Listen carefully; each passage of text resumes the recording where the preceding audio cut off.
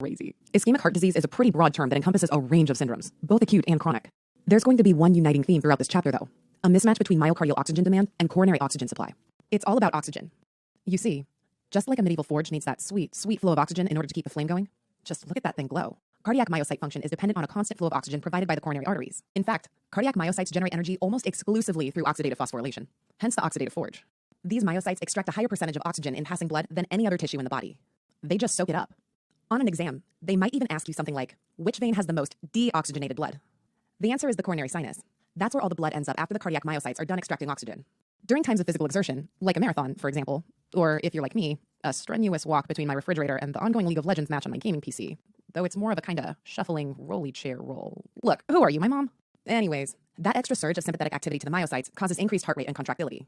And that means a several-fold increase in myocardial oxygen demand. The only way to meet that demand is to increase blood flow. See that big dilated red exhaust pipe? Think of it as a coronary artery, maintaining the proper flow of oxygen to the forge that is your cold, stony medieval heart.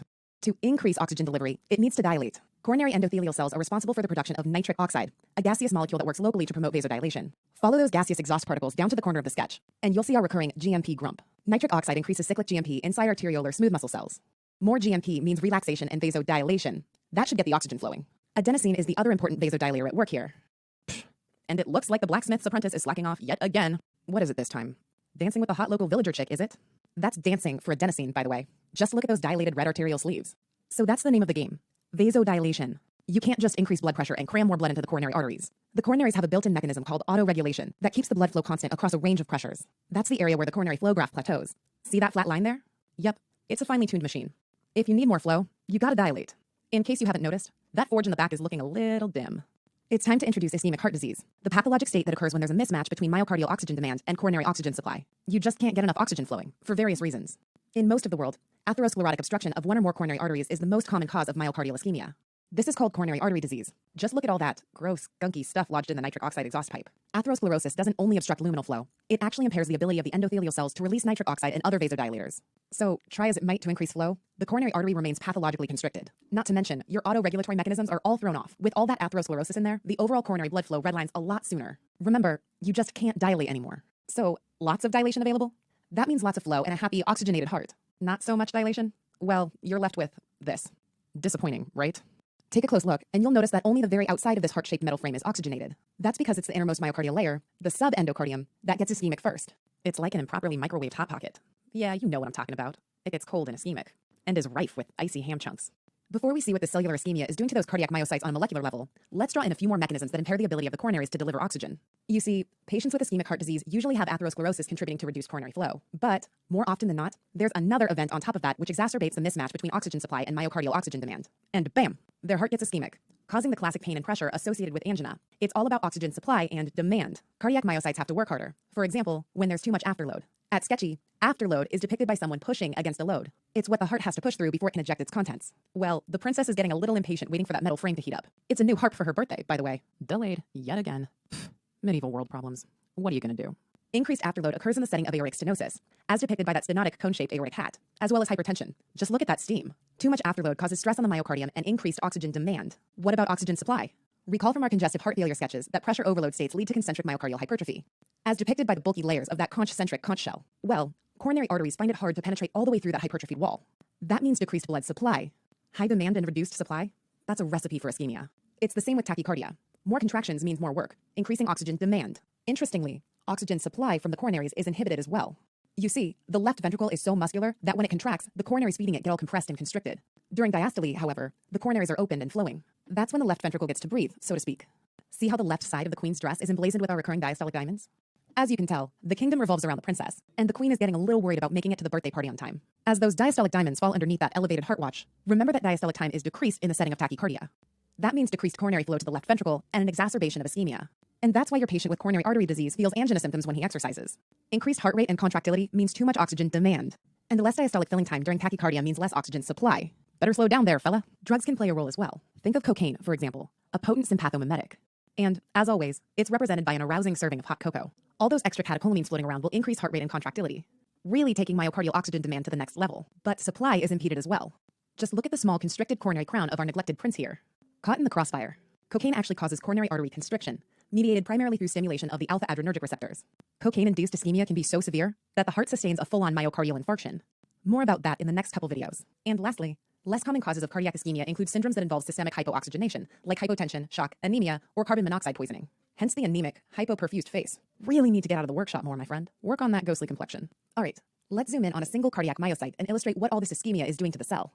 Take a look at the princess's favorite harp there, in dire need of some repair. As a result, the whole kingdom has been put on hold. Remember, cardiac myocytes depend on a constant delivery of oxygenated blood in order to power oxidative phosphorylation. In the setting of ischemia, the functional effects are felt almost immediately. We're talking within seconds here. What happened? Well, an ischemic myocyte immediately switches from aerobic glycolysis to anaerobic glycolysis. Eventually, there's just not enough ATP to go around. So, right as the king hands that harp over, doink, out falls those ATP batteries responsible for powering the cell. In under a minute, the ischemic myocyte loses its ability to contract, as depicted by those strings stuck in that non-contractile state. On the exam, they'll call it something like myofibril relaxation. Without ATP, cross-bridge formation is halted in seconds.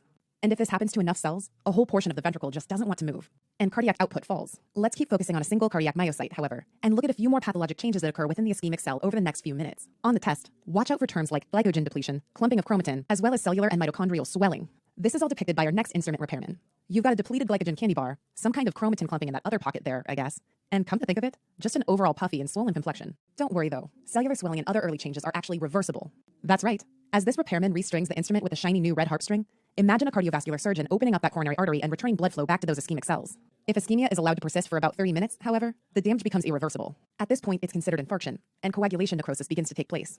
The major pathologic change that signals irreversible damage at the cellular level is what's called mitochondrial vacuolization. Just look at this mitochondrial lute here, discarded because it was beyond repair.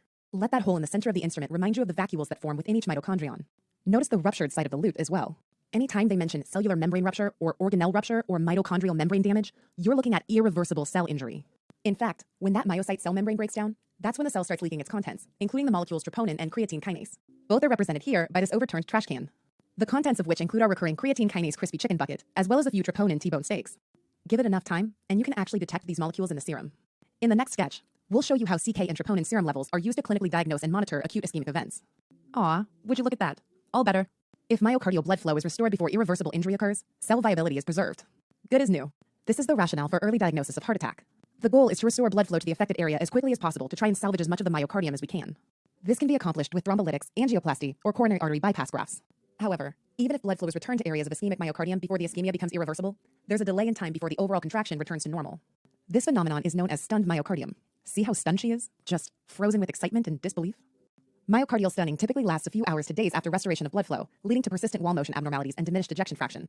As far as we know, however, this doesn't have any long-term impact on myocardial function. All right, so your patient is back from surgery, and blood is rushing back into those areas of cellular ischemia. Sadly, any cells that have already undergone irreversible damage are gone for good.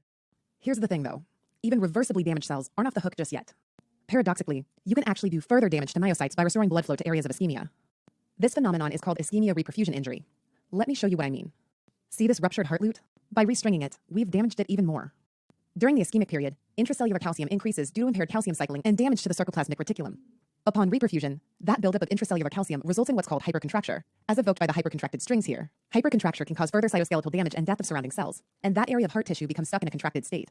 Not only that, within minutes of reperfusion, a bunch of free radicals are produced by the affected area, including superoxides and hydrogen peroxide. Just think of this repairman here, sending oxidizing sparks in all directions as he helps with the revascularization procedure. I mean, I like his enthusiasm and all, but this is only causing further damage to surrounding myocytes. And a small fire has started. Ugh, just great. It turns out that reperfusion actually introduces more inflammatory cells to the area, including neutrophils. While these guys are normally responsible for lysing dead cells and cleaning up the debris, neutrophils can start destroying viable myocytes as well. Not to mention all those cytokines they're releasing, ramping up inflammation. All in all, reperfusion injury involves free radical damage, inflammation, and further irreversible mitochondrial damage. See that ruptured mitochondrion? When mitochondria release their contents, the cell heads down a path of apoptosis. It's been suggested that reperfusion injury accounts for up to 50% of the final myocardial damage seen after a heart attack. Alright, so far we've been emphasizing the immediate cellular changes that occur within cardiac myocytes during acute ischemic episodes. Look at that chronically ischemic grandfather clock in the back though. What if the myocardium instead faces a more long-term subclinical ischemia? This is dubbed chronic ischemic heart disease and is sometimes called ischemic cardiomyopathy. It's not a true cardiomyopathy like the hypertrophic, dilated, and restrictive versions we've covered earlier in the unit. Instead, it's essentially just another name for the progressive heart failure that occurs secondary to long-term ischemic myocardial damage. In most instances, there's a history of previous MI. See how the old loop frame there has patches all over from years of repaired damage? The myocardium often looks the same, with discrete areas of scarring from previous healed infarcts. Sometimes you'll hear the term patchy fibrosis. More rarely, there's no sign of previous infarct at all. It's merely severe obstructive coronary artery disease causing diffuse myocardial dysfunction. In either case, areas of residual viable myocardium just can't take the workload anymore, and the heart begins to fail. So we've included our recurring floppy heart failure balloon. This is exactly what we illustrated in our congestive heart failure sketch. Cardiac ischemia leads to systolic dysfunction, with dilated chambers due to eccentric hypertrophy. Big and dilated, just like this instrument frame here. The loot that nobody wanted. Frickin' sad, man. Okay, hear me out. What if your patient comes in with a chronically ischemic heart, like the one we just described? It's all floppy and doesn't work anymore. Are you going to just give up? Well, what if I told you that you can wake up some of the cells, eh? And get that heart pumping again? Imagine that a patient has fairly significant blockages in their coronary arteries, to the point where there's reduced coronary artery blood flow even at rest, but not obstructed enough to cause outright infarction. Over time, the heart can actually compensate for this oxygen supply-demand mismatch by decreasing its contractility and decreasing the overall oxygen demand by the myocardial tissue. The cells kinda hibernate, like this bear here. When blood flow is restored to those areas of heart tissue that have been dormant, let's say I put a stent in their left coronary artery, or a bypass graft, or, I don't know, let's say I just spray it with this vascular hose. However you go about waking a bear discreetly, I guess. All of a sudden, these sleeping cells recover, and they return to their normal workload and oxygen demand. It's called hibernating myocardium. Overall, the ejection fraction improves a bit, and the patient's heart failure symptoms can be reduced. All right, time to sum up ischemic heart disease into a few important points. Getting blood to the heart is all about coronary artery vasodilation. The two most important local factors involved are nitric oxide and those adenosine dancers. Over at the dim forge, remember that the subendocardial zone usually feels ischemia first, just like the cold, dark center of that underheated heart frame. It's all about an oxygen supply-demand mismatch, and in most patients, there's a supply problem involving atherosclerosis of one or more coronary arteries. How does the cardiac myocyte feel about all this? In seconds, it starts running out of ATP and stops contracting. In minutes, it loses its glycogen, clumps its chromatin, and looks a little swollen around the midsection. These are all reversible cellular changes. All you gotta do is revascularize, and you'll be just fine. If you wait too long, though, you start running into irreversible damage, which includes vacuolization of mitochondria and membrane rupture. All right, so we reperfusion the area, right? Now we've got more problems. The free radical sparks start flying, the inflammation ramps up, and some cells will even hypercontract, leading to more irreversible myocyte damage. That's called reperfusion injury. What if the myocardium faces a more long-term ischemia? I'm talking over years here. Eventually, it can progress to systolic heart failure and get all big and dilated, with patchy fibrosis from years of previous infarcts. But maybe, just maybe, at least some of those cells are salvageable. They're just hibernating in a powered-down, low-oxygen usage state, and a revascularization procedure is the only thing that will wake them up. Oh no, a bear got in the loot workshop again. Oh no, the Black Death has wiped out over half the population, including everyone I love. Pfft, medieval world problems.